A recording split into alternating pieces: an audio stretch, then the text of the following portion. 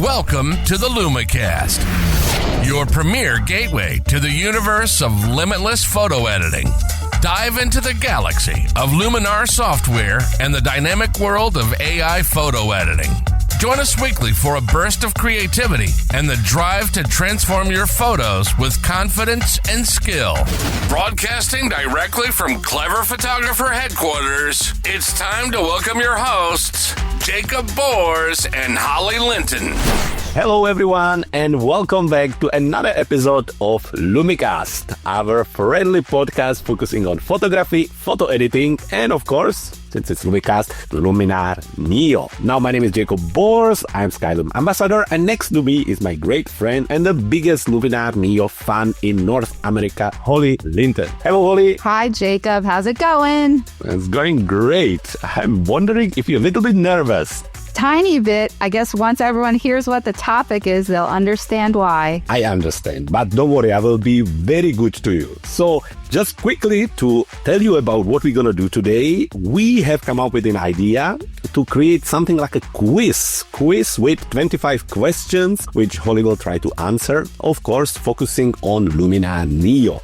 Now you can follow us and try to guess the answer by yourself and see how well you're going to do. But the promise here is that Holly has no idea what the questions are, and it should be a lot of fun. So, Holly, are you ready? Yes, and of course you don't know if I have LumiBot, your great new product, open on my screen. That would be cheating. I would never cheat, so I'm ready. Let's go for it. So, some questions have choices and some questions don't. Some of them are really easy and some of them probably not as much. So let's start with the very first one, which is super simple. What company developed Luminar NEO? Skylum, and it used to be called MacFun originally. Exactly. And why was it called MacFun? Because it was geared just toward Mac.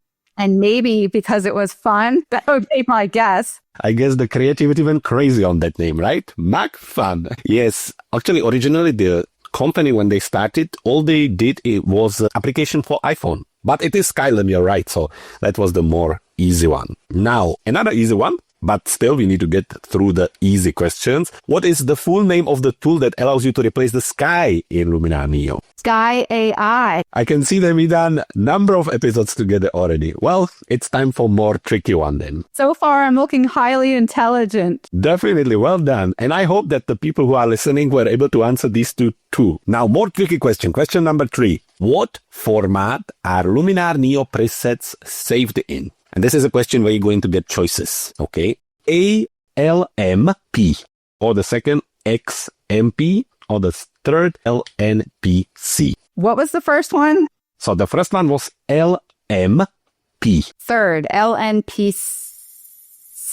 And the answer is C, you're right, it's LNPC. Is that what the mood, like the LUTs have that ending as well? Or is that something different? No, LUTs have a different, the end is usually cube, as CUBE.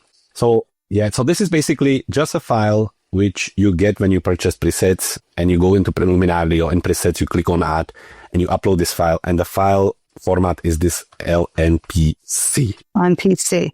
I'll never forget it now. Okay, so let's go into question number 4, which is going back to easier. So what is the main benefit of using Luminar NEO's Relight AI? To relight something. Okay. The main benefit is to lighten your foreground or darken your background, or bring the light. You can change the depth of it to, is that the key? To change the depth. That's the word I was looking for. Yeah. Okay. To make your light up wherever you need it to.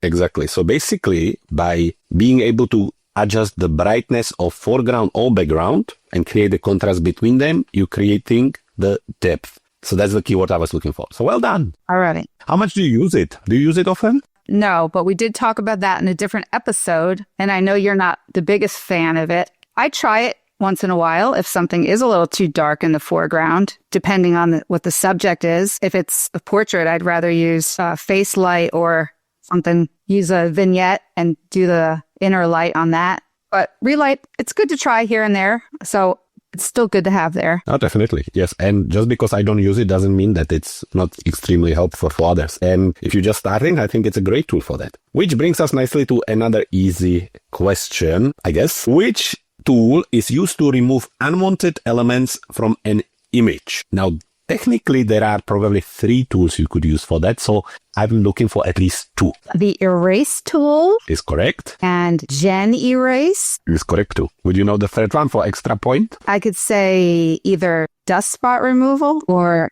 to erase something. Erase or remove. Erase or remove. So erase, you already said.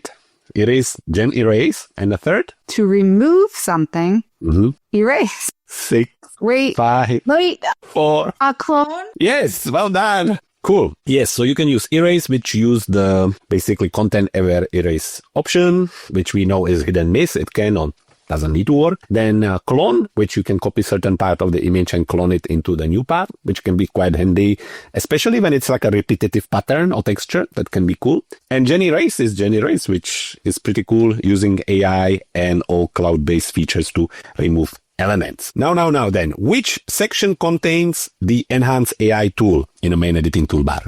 Which section? Is Enhance AI in? The Essentials panel. Well done. Yes, it's in the Essentials panel. Would you know the name of all the panels in Luminar NEO? Let's see. Do you have a Luminar NEO open on your screen or no? Is this a bonus question? You can get extra point. Oh. Let's see. Essentials, landscape, portrait, professional, creative.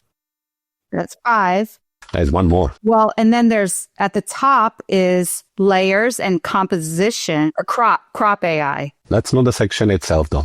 Layers, crop AI. That's not really a panel. Well, and then the other panels are all of the extensions. The Gen Swap, Gen Erase. No.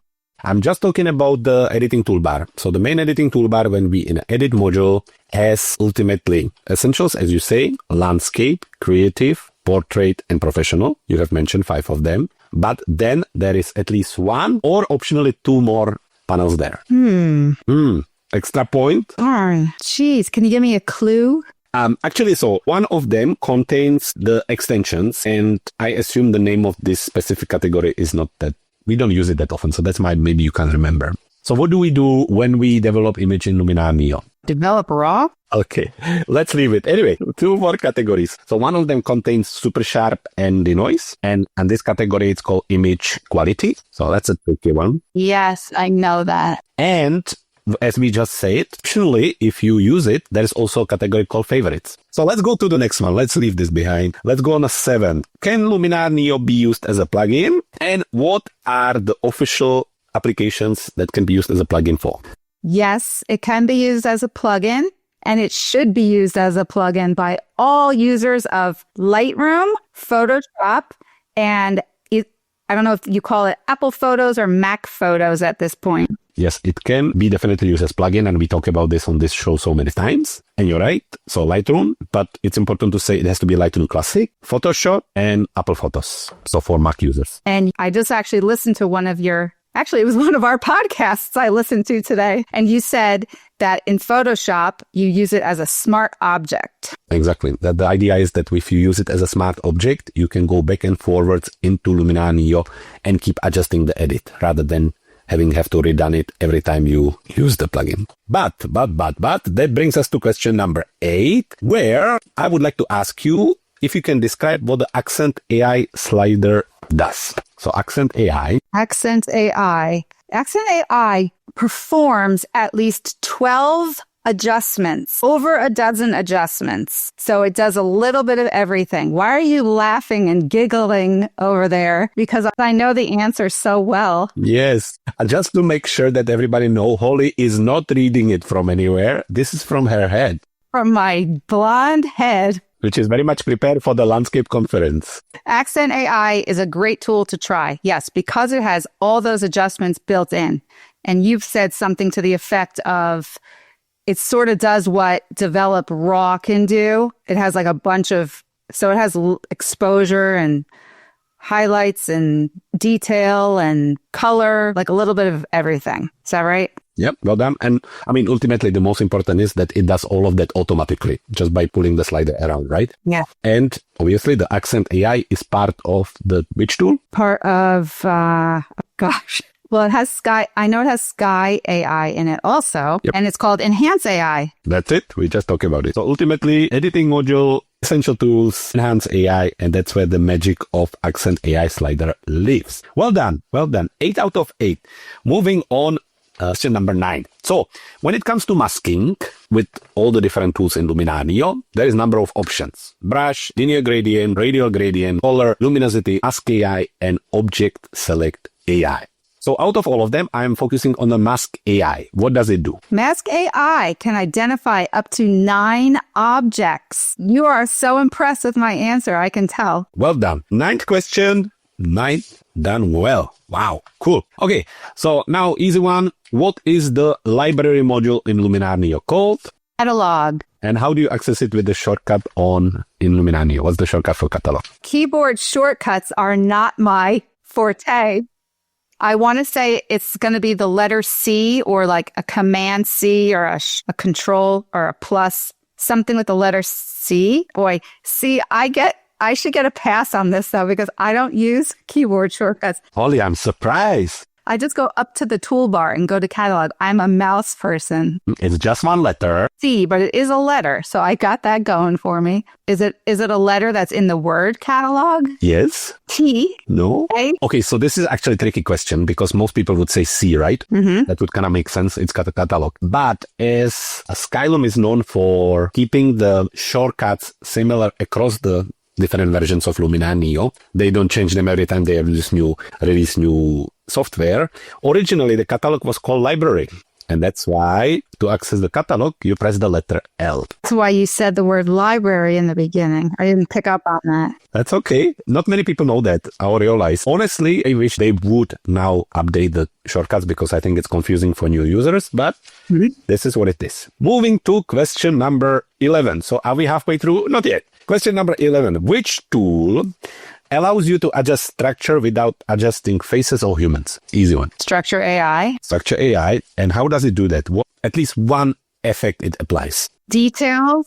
There you go. That's one. Yep. Perfect. Would you know the others? Let's see. Is it sort of a form of structure or details, structure, clarity, sharpness? Sharpness as well. Yep. That's a good one. It's important to know that the structure AI not only add that, but it can also remove it and create glow, right? And blur, yeah. Almost creating a little bit like a bokeh look in a way, but for that we're going to talk about in a moment. So, question number 11, question number 12. Which Luminar NEO tool adds mist, and what are the 4 different models of atmosphere you can add with this tool? Well, you just gave it away, but I already knew the answer. It's called Atmosphere AI, and you could do fog, mist, eared fog, and haze. Excellent. Okay.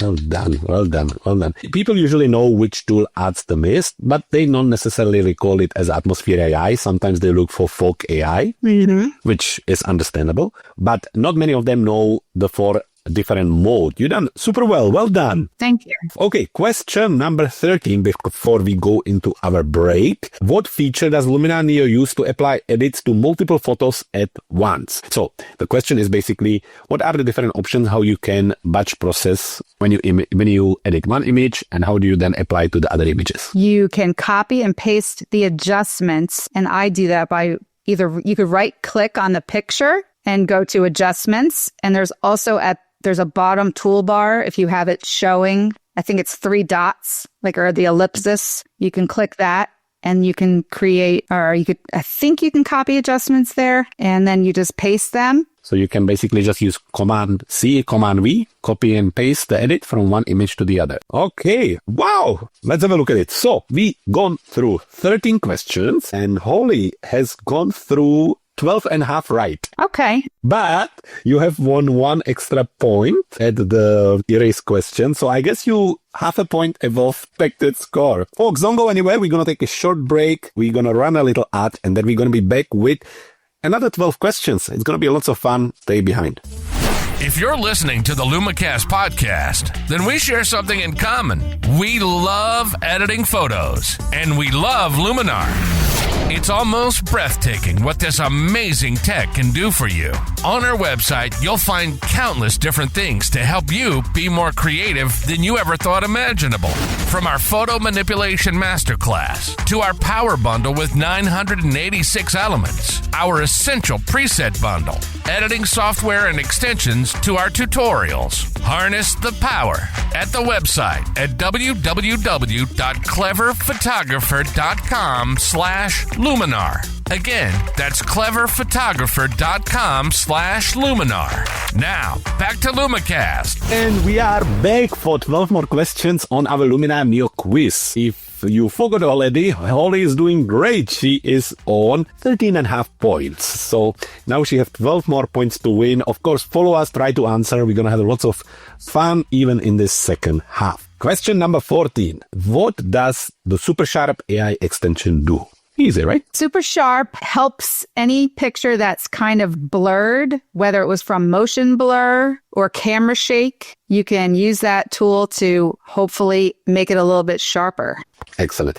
That is the right answer. I had a discussion with a few photographers a couple of weeks ago, and we were talking about sharpening and sharpening sliders. You know, the traditional sharpening where you basically increase and it creates contrast between the individual pixels. And we were talking about the sharpening slider, and we were saying that actually it shouldn't be called sharpen because people so often misunderstand what the tool does. They think that if they capture a blurry photo, that the sharpen slider will fix it. But it will not. It will not help. But if you have a little blur or motion movement, like you say, or maybe camera shake, this is where the Super Sharp tool can actually help with this. So the Super Sharp AI tool is called the right way, as you rightly mentioned, and the sharpening slider, traditional one, will not help you with it. So it's important to know the difference. Okay, moving on, question number 15. Which extension allows for background removal? And background removal for people and for everything else?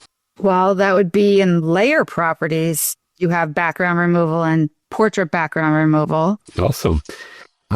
Question number 16 will be about our favorite mood tool, that we like to use it quite a lot to blend everything together or to edit the image quite quickly. So my question is, what type of files the mood tool use? What's the name of them? Which is easy. And then what do they do to the image? What do they actually do to the image when you apply them? So mood tool, what does it use first? They are called LUTs, or lookup tables. Perfect. So that's the first part. And second part, what does it do actually? It's sort of like a color, like a toning type of tool that it basically lets you change the overall look of a picture just subtly with sort of, I want to use the word cinematic, but I don't know if that's the right term to use. Just gives it it's almost like a color overlay. I think when used gently, it can be a great tool to very quickly create nice look of your images. Cool, easy. Now, where you can import new skies into Luminar NEO, both one sky at a time and multiple skies. Wait, can you? I didn't know you could add multiple skies in one image. No. How do you import skies into Sky AI? Using the Sky AI tool, Sky Replacement. You go to the Sky Replacement and it gives you 3 choices, or you can pick your own sky or use your own sky that you've uploaded. And then you use all the tools to fix the horizon line and flip it, make sure it's facing the lighting the proper way. And not exactly my question though. My question was, how do you add your own custom sky? How do you add it into Sky AI? How do you add it? You hit the add button. Single sky and multiple skies. Okay, you go into the Sky AI drop-down menu. When you hit Sky Replacement, it says Add Custom Sky. So you click that button and then you find where it is on your hard drive and then add it. That's it. So that's for a single sky. And if you want to add multiple skies at the same time, how do you do that? Can you pick a folder of skies? Are you guessing now? Yeah, and you know what? I have never done it, so I don't know the answer. It's basically based on copy folder with the skies. So what you do, you go to Sky AI, you go into the library, and when you open it, you have the all skies, blue skies, bright blue skies, custom skies, and all the way at the bottom is option called Show Custom Skies. When you click on that, it will open a folder where the skies are stored, and this is where you paste your folder with the new skies. So when you return to Luminar NEO, all the skies will be showing at the same time. All right. Okay, let's go on 18. What is the function of histogram? Now for this one, I have 3 or 4 options. Option A, histogram again, yeah? Option A, show color temperature. Option B, display image sharpness. Option C, visualize tone distribution. And option D, track editing history. C, visualize total distribution. Is that what you said? That's it. Exactly right. Well done.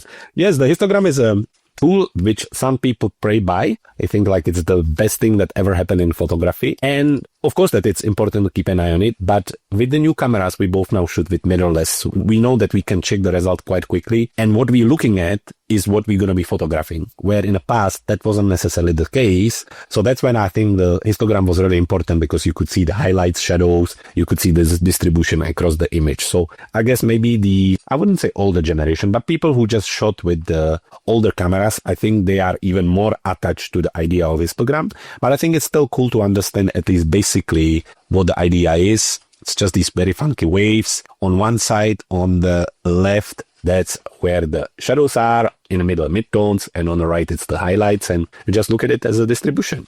Cool. Well done. 18 points, 18 questions. Coming to go. 7 to go. What does the portrait bokeh AI tool simulates? That's kind of easy, right?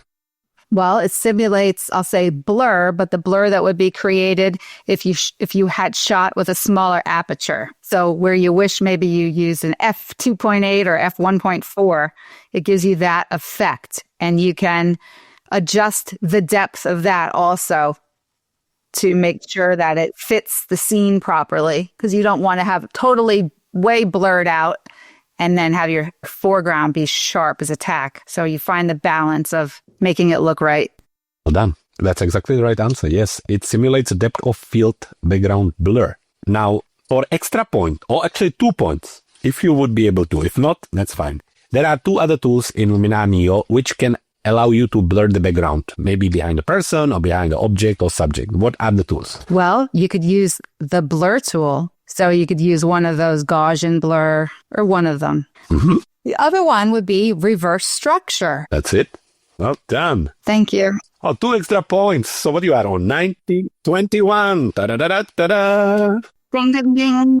Okay, question number 20. How are layers used in Luminar NEO? What do we use the layers for? We use the layers to make layers. Now, we use the layers to add depth and dimension to our pictures. We use them to add overlays or textures or objects, or even a duplicate of the bottom layer to try to use different blending modes to make it look different. Oh, that's perfect. Is that good? Everything I had and more, so well done. We use it to be creative. That's it, yeah. And ultimately, it helps us to just layer different elements on top of each other, right? That's the whole idea. And those can be, as you said, overlays, textures, photos, yeah, anything. Moving to question number 21. What is the main difference between Develop Raw tool and Develop tool? Develop Raw will only, well, not will only, let's go in reverse. Develop will only work on images that are not raw. Develop Raw will work on images that are raw and gives you the flexibility of giving you more options, basically, to extract all the details that your raw file contains. Whereas if it was just a JPEG, there's already some edits baked into it that you might not be able to retrieve some of the details that you can when you shoot raw and use Develop Raw. And then there are a few tools in Develop Raw that you will not find in just Develop. Well done. Okay, so which AI tool can detect and remove dust spots in your photo? The easiest question ever. Dust spot removal. In which tool? In the erase tool. Well done. Thank you. Question number 23. In which extension can you upscale a low resolution image up to 6 times? Upscale. And a tricky question for 1 point. Can you use it with Lightroom Classic or no? I don't use Lightroom Classic. How would I know the answer to that? As a Luminar NEO master. Well, I would say no, because I don't think you can access the extensions as a plugin. I think you'd have to come in as a standalone product. Is that right? What? Wrong answer. Oh. Actually, once they released the extensions, there was a big push for adding at least some of them to Lightroom Classic to be able to use them. And so they managed to add Upscale AI, they managed to add, let me quickly open the catalog because I will not remember. You can do upscale AI, you can do HDR merge, you can do the focus stacking, and you can even do the panorama stitching. You can do all of them from Lightroom Classic.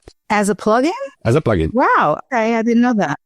So for example, with the HDR merge, you just select 3 images in Lightroom Classic, right click on it and say merge together using Luminar NEO, and that's what it does. Okay, I learned something new. Nothing wrong with the answer, just something new to learn. So yes, you're right. It is called upscale AI. Number 24. What does noiseless AI extension require to work as its best? It requires a raw image. Exactly. And why? Yes, because there is also a denoise tool that you said is really for JPEGs, but the noiseless AI, you use that after you've already developed raw using the noise reduction. If you can't get all the noise out with noise reduction, then you go to noiseless AI to further get the rest of the noise out. And then you still have the raw capabilities right there you're trying to get a little more information out of me? No, this is great. No.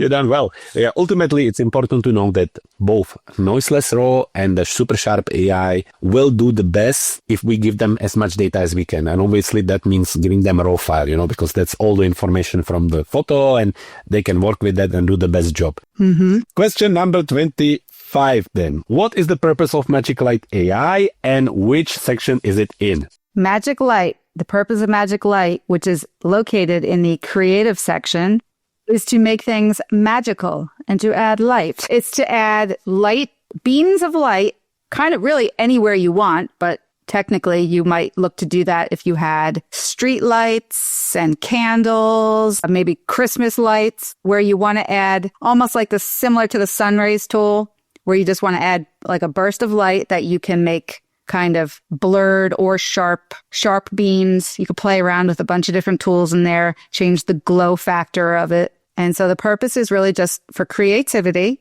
and to make everything look that much more beautiful. Exactly right. Well done. Even with the 25th question. And I have to say, for me, romantically and I guess nostalgically as well, I think this is my favorite tool for this. Like, I just think it's amazing. I love mystical tool and I pray by it. But I think the Magic Light AI, when it's used right, it can really add this special touch to the image, which is incredible. And we should say that, yes, you can add and remove the glow from different locations, but still for it to work, that area has to have a few brighter cells. So sometimes I have a customer or photographer asking me, I'm trying to apply the Magic Light AI to this spot and it's not working. And he showed me the picture and it's like completely black, It will not do anything. There has to be a little spot of light or something for it to catch up on, because what it does, it uses that to adjust the color of the glow and adjust the color of the effect and also adjust the effect. So it needs a little bit of brightness. Mm-hmm. Okay. Well done. Let's count the points. All right. So I think that you are on 27 points. Why? Because of your 2 extra points from the portrait bokeh AI. Only Holly Linton could get 27 points out of 25 questions. Well done. Now, the big question, what do I win? No, well, you get in lots of knowledge and preparation for your landscape conference, which is happening when? Yes. Oh, my landscape conference is June 21st.